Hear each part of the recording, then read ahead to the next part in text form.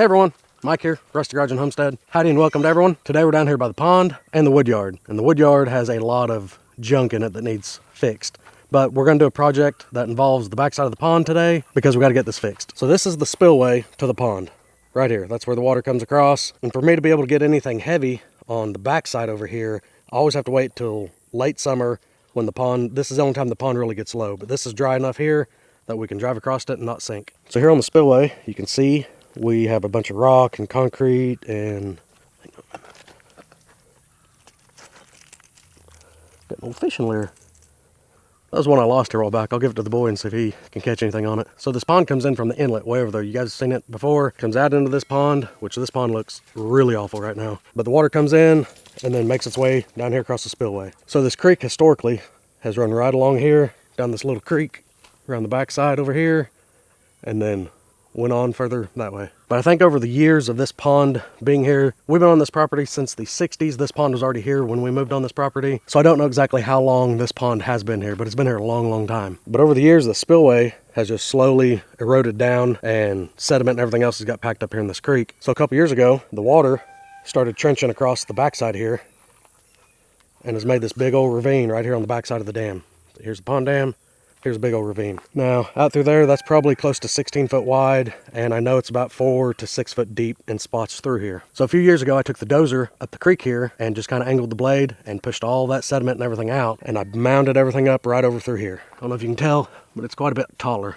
It used to come right down through here. So this was a low spot, and this is why the water was channeling down this trench. So I've got this built up quite a bit, a lot higher than the spillway now, so the water is running down here like it should. But I've got to start getting some stuff put into the spillway to keep this thing from eroding as much as it is. Now I've seen people dump dirt, rocks, hay bales, whatever, into ravines like this to help fill them up and keep them from washing out as much. So I think what I'm gonna do, here in the wood yard, I've got, I think 4 or 5 stumps or root balls that I'm going to shove off over into this hole, and then I've got a few more root balls up on the hill that I'm going to push down and shove off into this hole. But that's why I got to wait till summertime when the pond's down, because I'm going to use the dozer to push all this stuff over, and driving across the spillway gets kind of soft. So now I just have a little bit of a window, usually a few weeks, maybe a month, that this thing dries up enough that I can cross anything through here without worrying about getting stuck.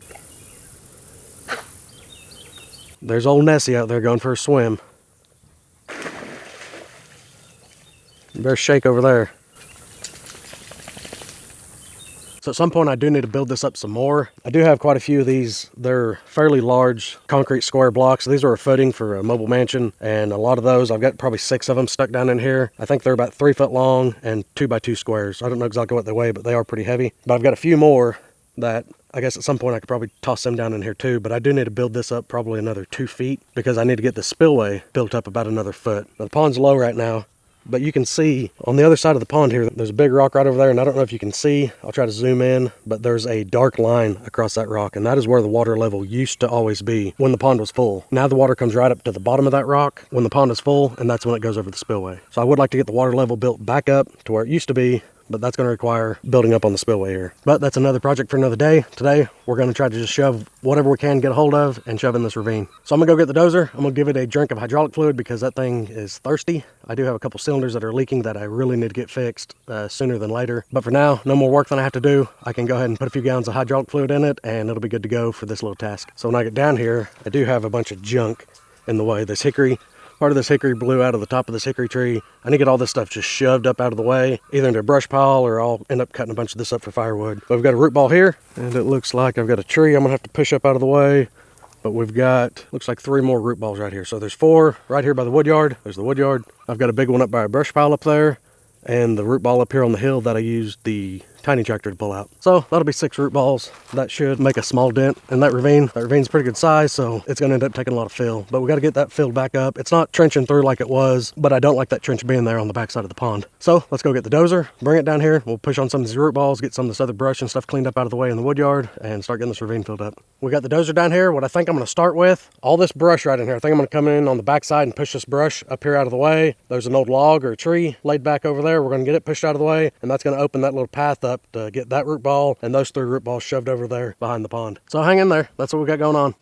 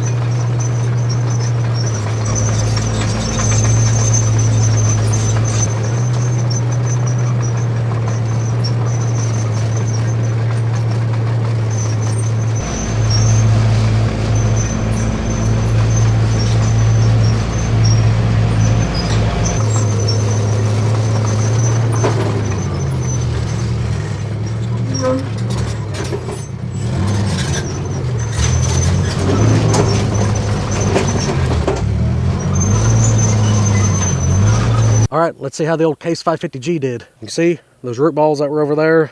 There was more than 4. There's a couple small ones in there, so there's like 5 or 6 root balls in that. Shoved them all in through here, across the spillway, and we got them all shoved off in here. There's still a little bit of a void right there. Right in here is where it's a lot deeper. There's a drop off right around in here, so I wanted to get another stump up in here just to kind of slow everything down before it gets to the drop off. And then I got most of this stuff shoved down in the drop off.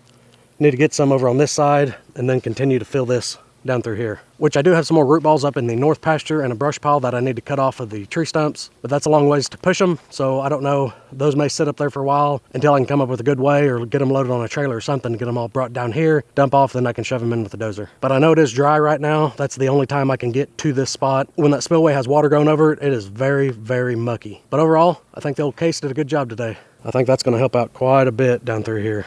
I'm going to end up building all this up probably 2 more feet. Maybe 3. It needs to go all the way past that tree where them roots are exposed. And then the spillway, I'm going to bring it up about another foot just so we can get the water level back up where it used to be on that rock. Just another foot up on that rock is going to add a whole lot more water to this pond.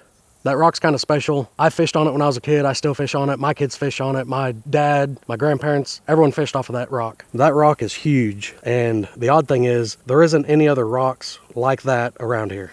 There's a couple that are about 1/4 that size just right over there by it, but nothing that big. So I always thought that was kind of cool about that rock. It's about the spot that you can see that you can stand on is about 15 to 16 foot wide. So it's a big old rock. I've caught a lot of fish off of it. So have my kids. It's a great place just to sit around the pond and relax. This pond's going to end up getting a lot of work. You guys seen here recently, I added some dirt over there to a wash that was on that side of the dam. We've got to get rid of all these lily pads. They seem like they're taking over. I think just soaking the entire thing with Roundup is really going to help. But like I said earlier, this pond was here when we moved here in the 60s. We've always had cows on it. The people that we bought it from had cows, and this pond's never been cleaned out. One of these days I would really, really like to cut the dam here and get in here with a dozer and an excavator and dig all this muck out. I bet out in the center isn't 4 or 5 foot deep, but that's going to take some resources and money that I don't have right now. But one of these days we're going to do it. Cows are probably one of the hardest things you can have on a pond. They're always walking in it, pushing the soil around, getting it all mucky, and that just creates a lot of silt in your pond. But we're not getting rid of the cows. We're going to keep the cows. We're always going to have cows, so we need to try to get this pond in better shape. And this is the first year I've seen this much algae in this pond. This pond normally has a little around the edges, but never as much as it's got right now. So we need to do something to get this thing fixed. Okay, well, the Case 550G did a job well done again. This machine is wore out. It needs an undercarriage. A few of the hydraulic cylinders are leaking. It just needs some overall love. But the last undercarriage I priced for this was about $10,000 from Case. So it's going to be a little while. It still does its job. I just got to take it a little easy on it. I just want to thank y'all for being here again. If you enjoyed the video, give the video a thumbs up, leave a comment, let me know how you think this machine did, and if there's anything else you want to see on this machine. If you haven't subscribed to the channel, I encourage you to do so. Stay blessed, and we'll see you in the next one. Thanks.